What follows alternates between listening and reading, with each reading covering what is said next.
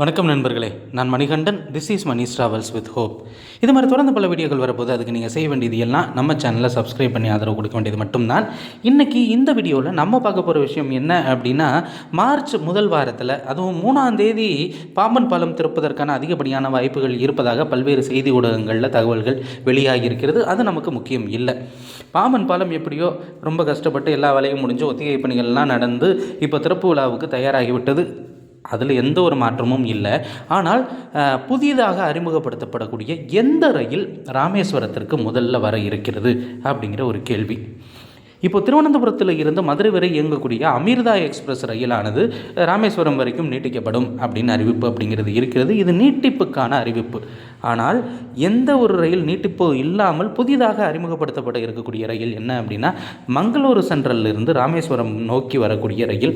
மங்களூர் சென்ட்ரலிருந்து கேரளாவின் இருக்கக்கூடிய முக்கியமான நகரங்களை, அதாவது காசர்கோடு, கண்ணூர், கோழிக்கோடு, சொர்ணூர், பாலக்காடில் இருந்து கோயமுத்தூர் வந்து அங்கே இருந்து பழனி வழியாக ரயில் இயங்க போகுதா, அல்லது பாலக்காட்டில் இருந்து டைரெக்டாக பொள்ளாச்சி வந்து இந்த ரயில் இயங்க போகுதா அப்படிங்கிற கேள்வி அப்படிங்கிறது ரொம்ப நாளாகவே இருந்துக்கிட்டு இருக்கு. ஆனால் பெரும்பாலும் இந்த ரயில் கோயம்புத்தூருக்கு போகிறதுக்கான வாய்ப்பு அப்படிங்கிறது இல்லை. ஏன்னா ரயில்வே வாரியம் ஒப்புதல் அளித்ததே பாலக்காட்டில் இருந்து பொள்ளாச்சி வழியாக இயங்குவதற்கு தான்.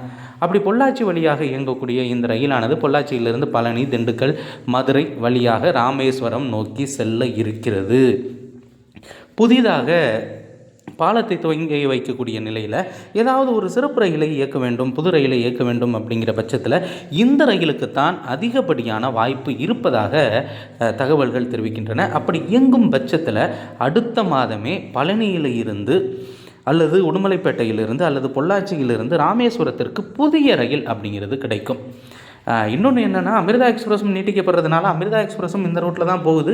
ஆக பழனியிலிருந்து 2 ரயில்கள் கிடைக்கப்படுவதற்கான வாய்ப்பு அப்படிங்கிறது இருக்கிறது.